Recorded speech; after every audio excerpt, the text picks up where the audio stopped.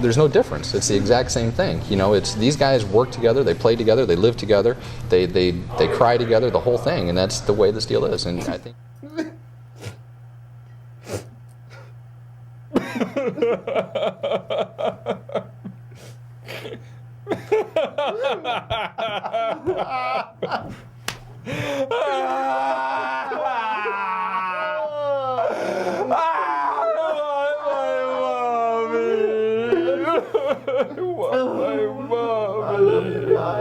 Man. I don't feel quite that way.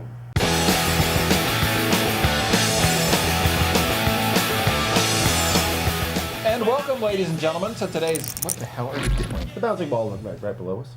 There's no bouncing ball. There could be. Today's Rowdy.com Big Three. I'm Bassmaster. He's Buck Fever. We're talking NASCAR with our friend, the disembodied voice, one Jerome Buzz Cutler.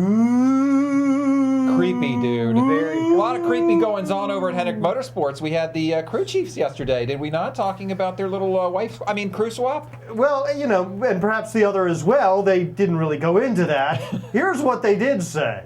You know, it's like, I hate to say it as bluntly as it is, it's like changing a spring or changing a shock or something like that. You have to put the best components together to try to win the championship. This was just like switching out another piece or another part or putting a new spring in the car. You want to have your best setup in it, you want to have your best pit crew situation in it. I think you're right. You do want to have your best pit crew in there. I'm just saying this is going to have repercussions, ramifications. I mean, everyone's not feeling so rosy and happy about this. I know you can spin it any way you want. And and the more I think about it, at first I thought it was horrible, but the more I think about it, it does make sense on some level. So I can't fault Chad Knaus. They're just going to have to deal with a few issues in the offseason. Well, the reality is they don't all win together. One team's going to win a championship and the other one's not. I mean, that's the bottom line. Well, they all work together pretty well, and I think that has been a success story for them. And you know, think about it this way.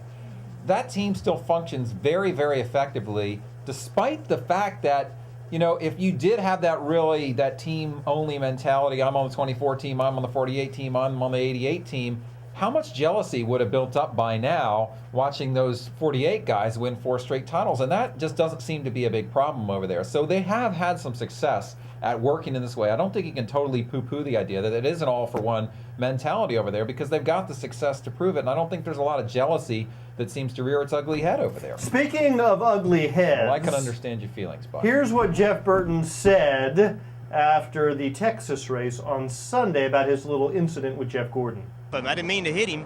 I made to pull up to him and tell him he was right. Yes. And now here's what Jeff Burton said yesterday on the NASCAR teleconference. He went in front of me, and when that happened, I went to accelerate to go back underneath him to kind of do the same thing that he did to me.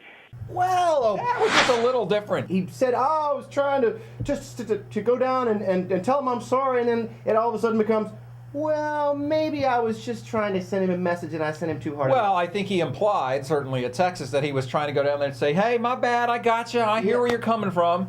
Now on Tuesday, he sort of acknowledged, well, I wasn't all about just saying sorry. Didn't mean to. It was kind of about like, you know, I'm mad at you too. It's like, geez, I didn't mean to wreck you. But sorry. He didn't mean to wreck him. So as Rick Mass said to us on yesterday's podcast, it was kind of the equivalent of Carl Edwards trying to wreck Brad Keselowski at Atlanta, but I didn't mean to flip him over. I didn't mean to wreck him. Jeff Burton didn't mean to wreck Jeff Gordon. He just meant to kind of bang into him a little bit or say, I'm here just to too, rough him buddy. up a little bit. Yeah. And, you know, it didn't work out so good. So he has to take the blame for that, which he has done. Issue number 3. As of last night, Tuesday night, the Richard Petty Motorsports haulers had not yet left Texas Motor Speedway because they weren't sure which direction to drive. Did they go west to Phoenix or east back to the shop? Well, they might want to drive those haulers to a big fat bank and get some money.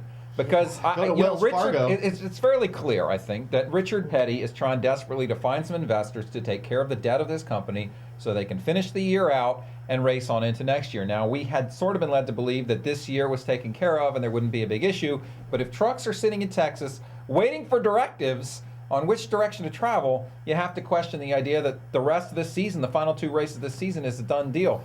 Things are very much in flux here, and you have to feel for these guys because we've been there. It is not an easy situation to wonder what's going to happen tomorrow as far as getting food, clothing, and shelter. It really hits close to home, folks. I feel so bad for Richard Petty, and I feel bad for those entire teams and their families. I feel bad for the guys sitting in the truck waiting to decide which Richard way Petty to go. is going to be okay. Yeah. Richard Petty's going to be fine. George Gillette probably be fine. A lot of these guys will end up being fine. It's just a question of how much pain are they going to have to get through before they get to fine.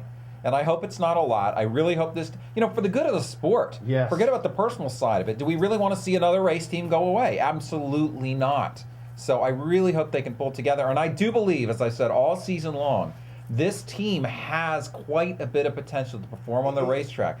You look at what A.J. Allmendinger has been able to do. With all this swirling around these guys. It's amazing. Look at the performance on the racetrack. Again at Texas, a very good run for A.J. Allmendinger. Look at the performance on the racetrack. If you are thinking about investing in a race team, I beg you, big money bags guys. Big money bags, guys. Dear big money bags guys. Money bags This girls. is an opportunity. This is a chance to own a very good race team, get them some stability, and make things work over there. I think it's a very good opportunity for someone, and I really hope someone takes advantage of it. All right, that has been your Rowdy.com Big 3 for today for Buck Fever, the jealous one. I'm Bass Masters.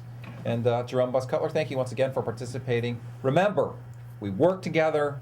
We live together, not really. We cry together. We certainly don't sleep together. Absolutely not. Heck no. Well, you two guys, but No, really, we don't. okay.